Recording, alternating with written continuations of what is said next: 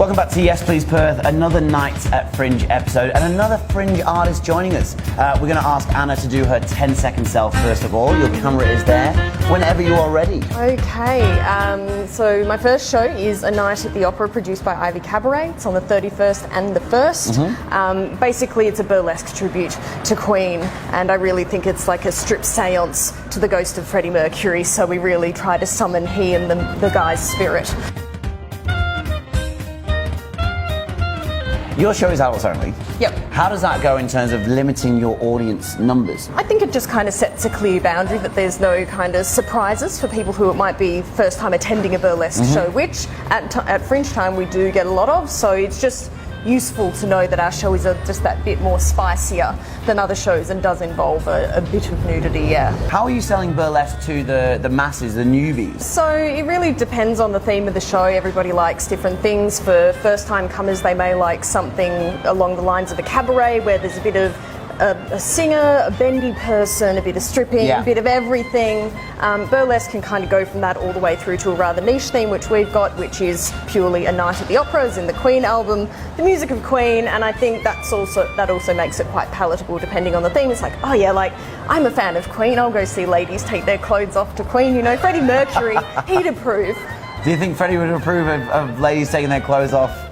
I don't think he'd necessarily be attracted to them, but he was a flamboyant guy, and it's with great vigour and exuberance that we kind of do the same, so I think he would appreciate the stagecraft. Excellent. You performed this prior to Fringe. Yep. What are the differences between performing at Fringe with this show and performing it in an individual sense?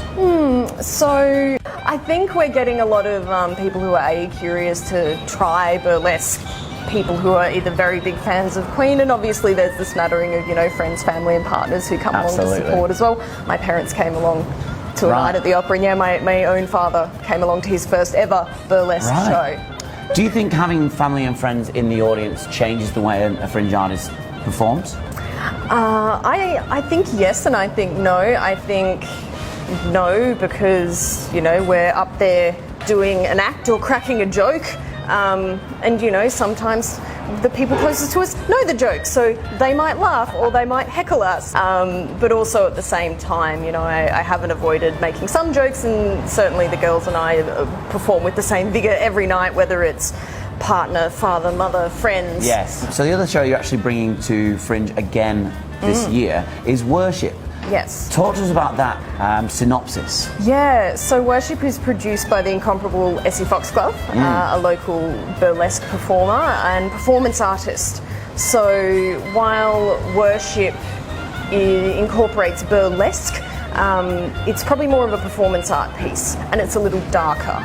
So the title itself, Worship, hints at religious themes, and it certainly explores the notions of like sacrifice and ritual and just some of those like worshipy overtones as well.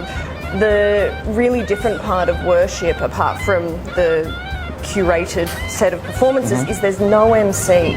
Right. Nobody steps out with a microphone to, hey, this was this performance, this one's up next. So it's really an experience you really drop into the world of worship. Got it. Having an MC, is that commonplace in a cabaret or a burlesque show? Yeah, I would say so. So this is different, bit of difference. You're really immersed in that world before an MC breaks that. Pretty much, it really becomes a performance art, and the only spoken words come from speakers above you. Right. So it has that omnipotent, omniscient feel that you are somewhere that's not quite in Kansas anymore. With Fringe cracking on, have you got yourself over to any of the shows? Are you recommending any of the shows across the Fringe World Festival? I know Burlesque Spellbound is on at the moment at Megamouth, and I absolutely recommend those babes. They are so hard-working, and they're a fabulous bunch of gorgeous queer femmes in Perth.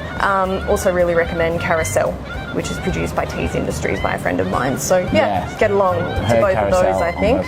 You can catch Anna as Camden in A Night at the Opera, 31st and the 1st of Feb as well. And then Worship plays a little bit later on in Feb.